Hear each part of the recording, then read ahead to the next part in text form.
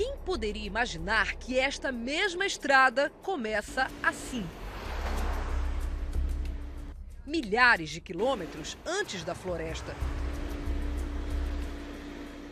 Praia de Calamal, litoral da Paraíba. Em frente ao porto da cidade de Cabedelo, uma placa avisa: aqui fica o Marco Zero da Transamazônica, um dos projetos mais polêmicos da história do Brasil. A rodovia Transamazônica, ou BR-230, fez parte do Programa de Integração Nacional do governo militar. A intenção era levar nordestinos a ocupar áreas pouco povoadas do norte do país. E por isso a estrada foi projetada para cortar o sertão, rasgar a floresta. Era o início da década de 70, uma época em que ambientalistas eram raros e não se questionava a ideia de derrubar milhões de árvores para criar assentamentos agrícolas. Só que não houve um estudo de viabilidade econômica e, em poucos anos, a maioria dos colonos acabou desistindo de se fixar na Amazônia. Agricultura e distribuição de terra sem infraestrutura em termos de saúde, de educação, de transporte, de segurança, de créditos acessíveis, não funciona. Então, dos primeiros colonizadores que vieram aqui, apenas 15% ficaram. Pelo projeto original, a estrada se estenderia por 8.000 quilômetros e ligaria o Atlântico ao Pacífico, atravessando toda a América do Sul no sentido leste-oeste. O plano original foi modificado para um trajeto que chegaria apenas até a fronteira do Brasil com o Peru. Mas as obras pararam bem antes. Mesmo assim, com 4.223 quilômetros de extensão, a Transamazônica é uma das maiores rodovias do mundo. Para se ter ideia do tamanho dessa estrada, se alguém saísse dali, do ponto extremo mais oriental das Américas, que é a Ponta dos Seixas, aqui em João Pessoa, dava para atravessar o Atlântico todinho e chegar lá do outro lado, na África. Na Paraíba, a BR-230 é o principal eixo de circulação de pessoas e mercadorias. Passa por cidades importantes como Campina Grande. Ao todo, a BR-230 atravessa 7 estados. Além da Paraíba, o Ceará, Piauí, Maranhão, Tocantins, Pará, até chegar ao Amazonas.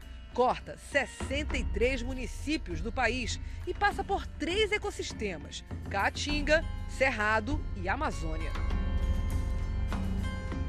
No Nordeste, a Transamazônica é toda asfaltada. Bem na divisa do Maranhão com o Pará, a história muda. E aqui começa a nossa viagem. Olhamos o Nordeste pelo retrovisor. A Amazônia, em toda a sua exuberância, está logo à frente.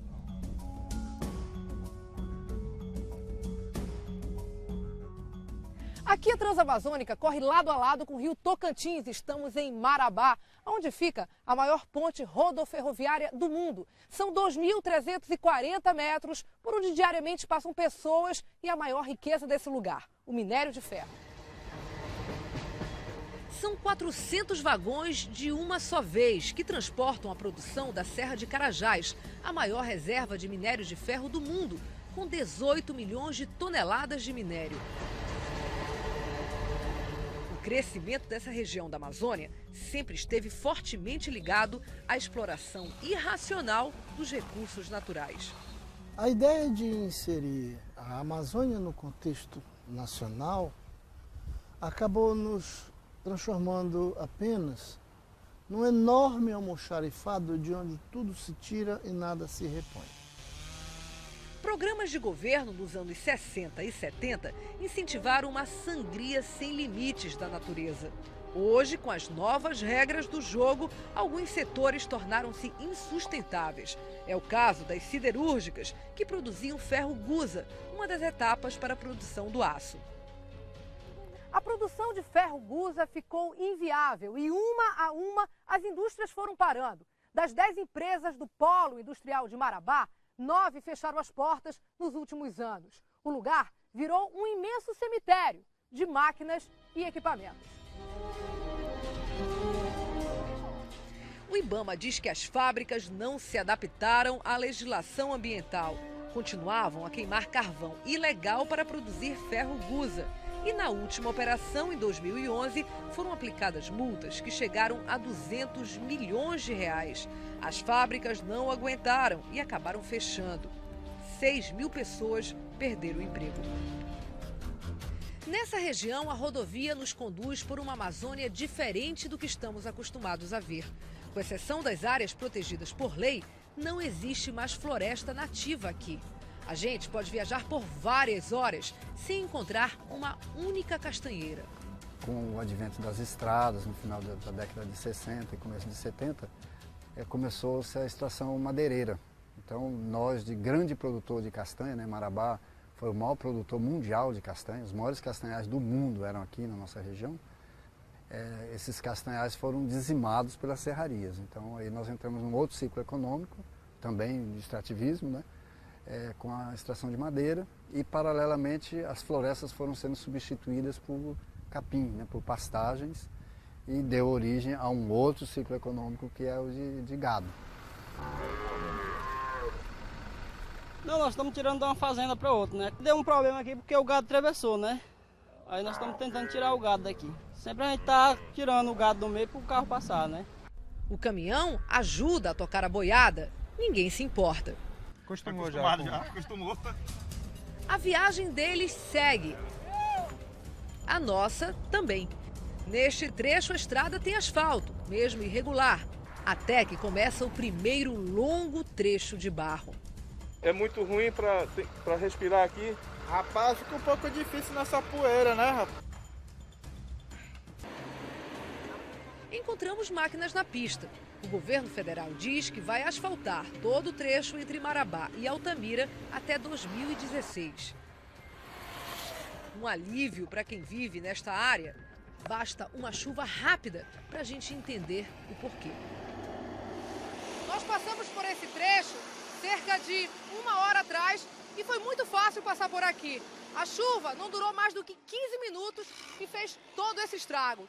Dá para imaginar como é passar pela Transamazônica na época do inverno.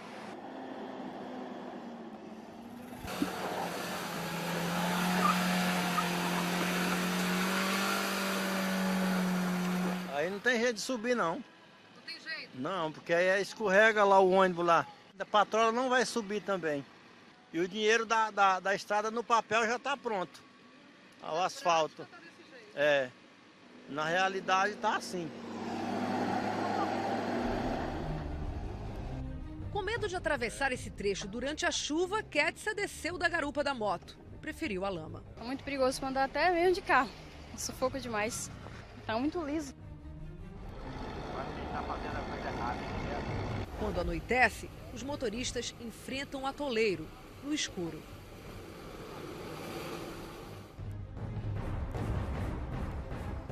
Para muitos, há 40 anos é assim.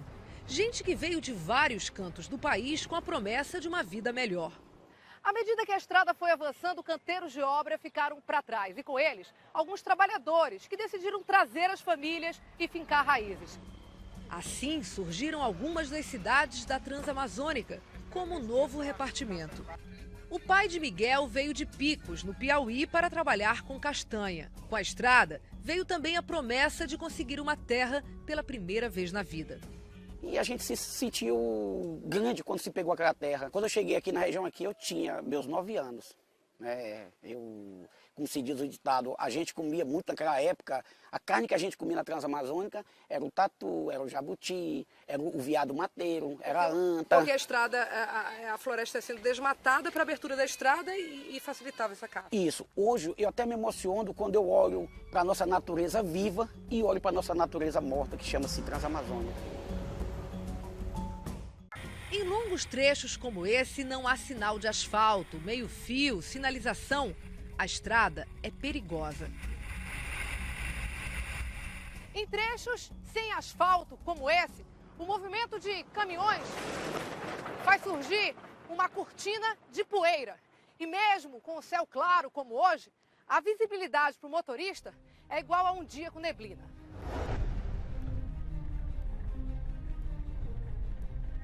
O motorista vem com sono na estrada, né? Chega numa ponte dessa, aí ó, uma estrada direto para dentro do rio, não tem sinalização nem nada. Aí o cara se acaba aqui dentro. Quando vê já está dentro d'água, não tem outro jeito. Só nos últimos 5 anos ocorreram mais de 15 mil acidentes na BR-230. O resultado é assustador. Mais de 500 pessoas perderam a vida. Para elas, assim como para o motorista desse caminhão, a Transamazônica se transformou num caminho sem volta. Aqui se torna esquecido. Um lugar esquecido que favorece a impunidade. Segundo a Comissão Pastoral da Terra, nos últimos 8 anos, 20 pessoas foram assassinadas nessa região por conflitos agrários. As famílias das vítimas foram embora com medo ou não falam sobre o assunto temendo represálias. Pelo menos um caso ficou mundialmente conhecido: a morte da irmã Dorothy Stang.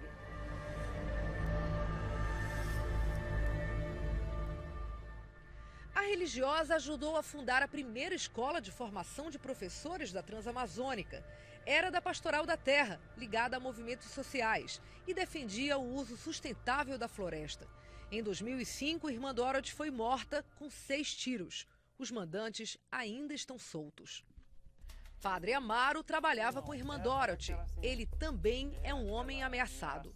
A impunidade na Amazônia mata e desmata, né? Porque mata, vai desmatando tudo, tá bom? E aí as pessoas que tentam combater isso, ajudar, quem está desmatando vem e mata. Em vários pontos da estrada são comuns cenas como esta. Caminhões passam por nós a todo instante.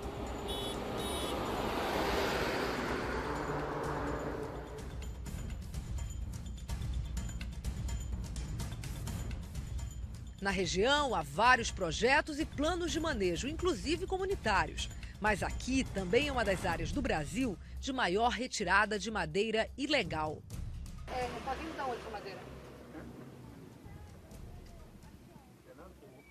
Janapu, mas assim, de que área que foi retirada? Rapaz, não sabe nem dizer, nós somos mecânicos, a gente sabe de encher de caminhão aqui. É porque normalmente, quando é do Ibama, tem um selinho aqui, ó, uma plaquinha que diz a origem, mas nenhuma delas tem essa plaquinha. Você sabe de onde elas vêm, não? Normalmente, quando é de área certificada, tem uma plaquinha aqui com um número. Você sabe dizer, não? Tá bom, obrigada. Não tem nenhuma plaquinha, não, ó. Nada que mostra a origem, nem de onde veio, nem para onde vai. Sem esse número de identificação, não é possível rastrear de onde saíram essas toras de madeira. Nossa viagem segue. Passamos por dezenas de pontes de madeira.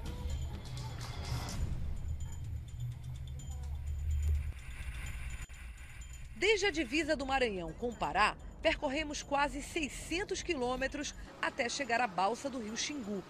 Nesta região está um dos projetos mais debatidos e combatidos dos últimos anos, a hidrelétrica de Belo Monte.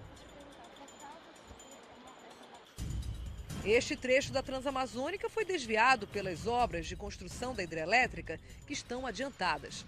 Quando estiver em pleno funcionamento, em 2019, a hidrelétrica será a maior do Brasil, com 18 turbinas e geração de 11 mil megawatts de energia. Segundo os administradores, o projeto original foi adaptado para causar o menor impacto ambiental possível no rio Xingu, que será em parte desviado. Aqui é o coração de Belo Monte. Por trás desse paredão de concreto ficará o reservatório de água.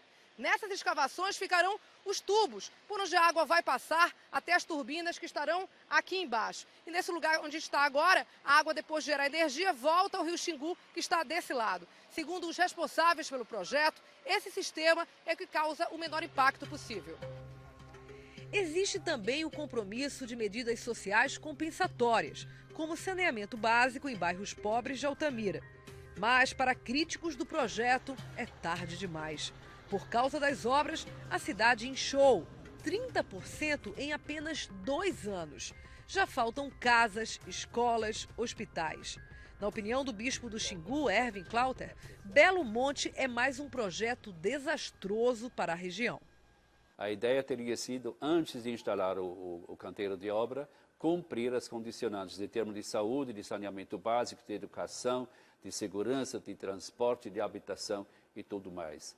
E aí depois se decidia de, já a obra em curso, a gente ia concomitantemente então cumprir as condicionantes. Isso é um tiro do próprio pé, porque Altamira não teve condição de assumir a responsabilidade por milhares e milhares de pessoas que apareceram de um dia para o outro. Altamira ficou para trás. Seguimos viagem passando por outras cidades importantes do sudeste do Pará, como Medicilândia, Uranópolis, Itaituba, Jacareacanga.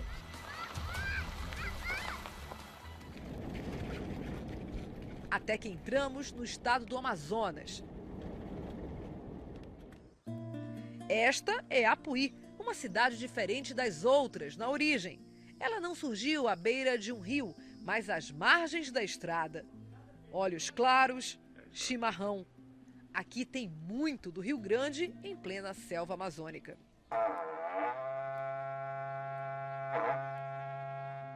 Migrantes do sul do país fundaram Apuí no início dos anos 80. Trouxeram alguns costumes, se adaptaram a muitos outros.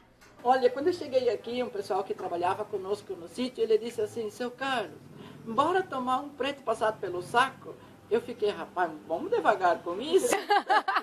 que é isso? E o que é isso? Café coado. Feijão que eu cozinhava. Ao longo das décadas, os rostos foram se misturando. Os sobrenomes também. Esta é a família Silva Conrad. Leonirde é de Rondônia. A família de Valdeci é descendente de alemães que moravam no Paraná.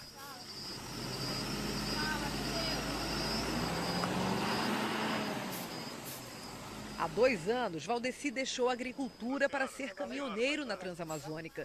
Pegamos uma carona com ele para sentir como é a viagem na boleia de um caminhão.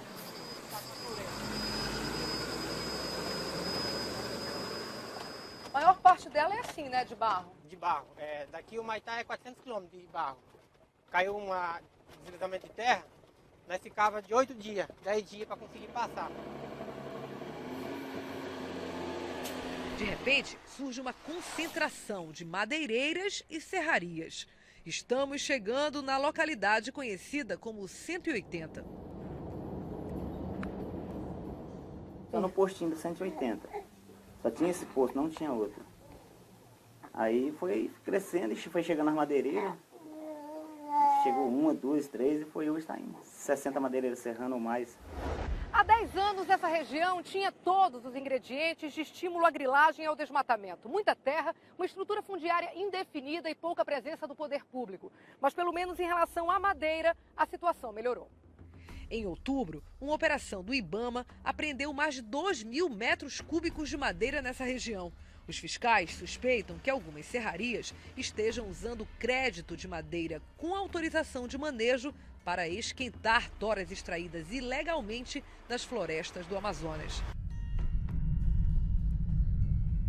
Seguimos na direção de Humaitá. De repente, no meio da Transamazônica, um portão.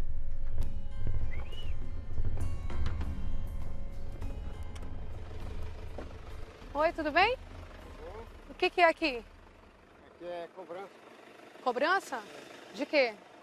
Cobrança, cobra aqui. Vocês cobram o quê? Cobra o carro. Mas para passar? É. Tipo assim, um pedágio? É. E quanto custa? 20 reais? Vou pegar.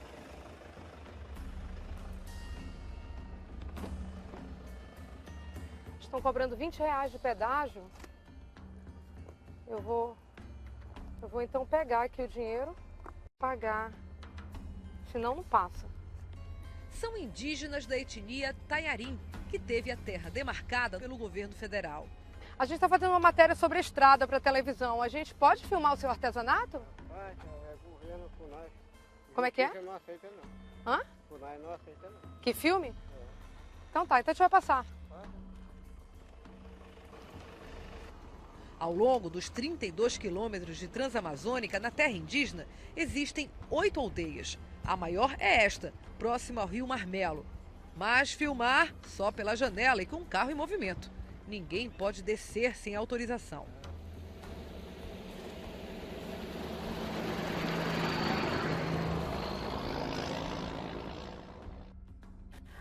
4.000 quilômetros daqui, onde começa a Transamazônica, as pistas são largas, há acostamento, sinalização, por isso é tão difícil imaginar que a estrada termine assim, estreita e cheia de ondulações e buracos. Nem parece a mesma rodovia, aliás, nem parece uma rodovia.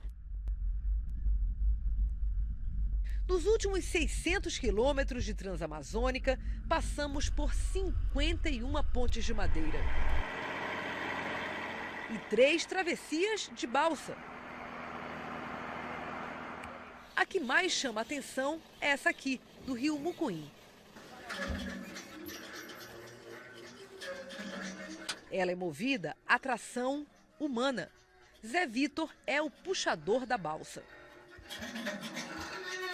A balsa é da comunidade, né? A cada carro trabalha um dia. E a gente trabalha de agricultor, né? Aí na hora que a gente tem um dia para a gente vir para cá, a gente para de lá e fica aqui, né? Dá mais que a agricultura ou a agricultura é melhor? Não, aqui dá mais a renda, dá mais do que a agricultura, né? Então, 100 e pouca travessia, né? Para ir lá e vir. O braço aguenta? Aguenta. 4.223 quilômetros depois de Cabedelo, no litoral da Paraíba, chegamos a Lábrea, a última cidade da Transamazônica. E a estrada que atravessaria o Brasil de leste a oeste acaba de repente, em frente a essas casas de madeira. Se o projeto original tivesse sido completado, a estrada seguiria mais 700 quilômetros nessa direção, até a fronteira do Brasil com o Peru. Mas a Transamazônica, a rodovia que foi inaugurada, mas jamais foi concluída, termina aqui, às margens do rio Purus. 40 anos de sonhos, esperança, promessas, polêmicas e muitas dúvidas. Transamazônica, progresso ou equívoco? A estrada segue, cheia de desafios, como a vida de quem ainda acredita nela.